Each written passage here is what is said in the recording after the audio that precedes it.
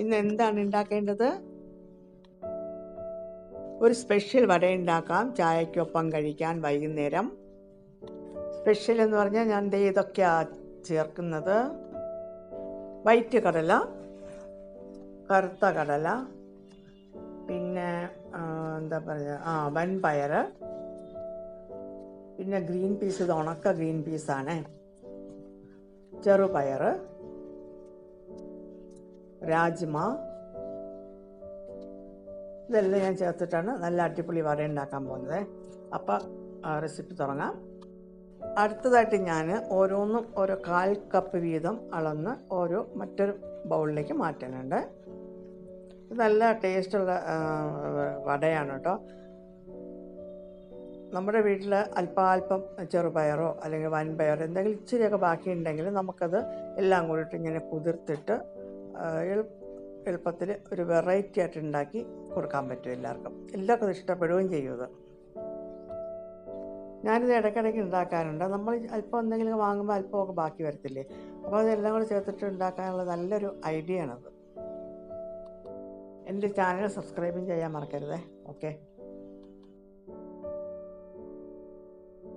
എല്ലാം ഞാൻ അളന്ന് എടുത്ത് മാറ്റി ഒരു പാത്രത്തിലേക്ക് ഇട്ടു. ഇനി നമുക്ക് അതിലേക്ക് വെള്ളം ഒഴിക്കാം. വെള്ളം ഒഴിച്ചൊരു 8 മണിക്കൂർ അല്ലെങ്കിൽ ഒരു 5-6 മണിക്കൂറോളം നമുക്ക് കുതിർക്കാൻ വയ്ക്കാം. തലേ ദിവസം വെള്ളത്തിൽ ഇട്ട് വെച്ചിരുന്നാൽ മതി കേട്ടോ. പിറ്റേ ദിവസം നമുക്ക് ഉണ്ടാക്കാം. ഇത് കുതിർത്തെടുത്ത മാറ്റുവാണ്. കുതിർത്തതിന് ശേഷം നമ്മളിതൊന്ന് 2-3 വെള്ളത്തിൽ കഴുകി വൃത്തിയാക്കി എടുക്കണം. ഇനി നമുക്ക് അല്പം മിക്സിയിൽ ജാറിനകത്തിട്ട് അരയ്ക്കാം കേട്ടോ.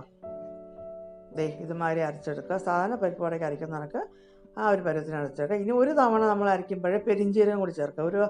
ഒരു ടീസ്പൂൺ പെരിഞ്ജീരകം ചേർക്കുക. കാരണം അതും കൂടി ചേർത്ത് അരയ്ക്കുമ്പോൾ ഭയങ്കര ടേസ്റ്റാണ്. ആവശ്യത്തിന് ഉപ്പ് ചേർക്കുക. 1 ടീസ്പൂൺ കായപ്പൊടി ചേർക്കുക. 1/2 ടീസ്പൂൺ മുളക് പൊടി ചേർക്കുക. ഞാൻ ഒരു 1/2 ടീസ്പൂൺ പെരിഞ്ജീരകം അങ്ങനെ തന്നെ ഇട്ടിട്ടുണ്ട്. അത് എന്തിനാണെന്നറിയാമോ? നല്ല ടേസ്റ്റാണ്. അത് നമ്മൾ കഴിക്കുമ്പോൾ ഇടയ്ക്കൊക്കെ ഒന്ന് വായിൽ കടിക്കുമ്പോൾ നല്ല ടേസ്റ്റാണ്. ഇനി നമുക്ക് അതിലേക്ക് ഉള്ളി, പച്ചമുളക്, ഇഞ്ചി, കരിയാപ്പിലയൊക്കെ കൊത്തി അരിഞ്ഞെടുക്കാം.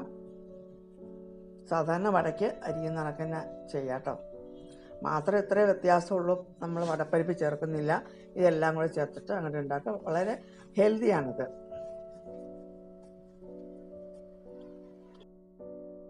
എല്ലാം കൊത്തിയരിഞ്ഞെടുത്തു. ഇനി നമുക്കതിന് അരച്ചെടുത്തതിലേക്ക് മിക്സ് ചെയ്യാം. നല്ലതുമാതിരി ഒന്നെല്ലാം മിക്സ് ചെയ്തോളൂ കേട്ടോ. ഞാനിത് വല്ലപ്പോഴൊക്കെ ഉണ്ടാക്കാറുണ്ട്. ഇനി ഹൈ ഫ്ലെയിമിൽ ആവശ്യത്തിന് കുക്കിംഗ് ഓയിൽ ഒഴിച്ചിട്ട് ചൂടാക്കുക. ഇനി നമുക്ക് സാധാരണ വട ഉണ്ടാക്കുന്നതിനൊക്കെ കയ്യിലെടുത്തിട്ട് ഷേപ്പ് ഉണ്ടാക്കി ചൂടായ എണ്ണയിലേക്കൊന്ന് ഇട്ട് കൊടുക്കുക.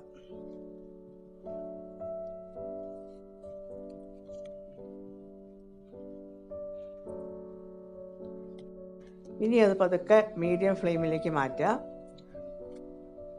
ഒരു സൈഡ് മൊരിയുമ്പോൾ ഒന്ന് മറിച്ചിട്ട് കൊടുക്കണേ. എന്നിട്ട് മറ്റേ സൈഡും കൂടി നല്ലതുമാതിരി ഒന്ന് മുരിച്ചെടുക്കുക.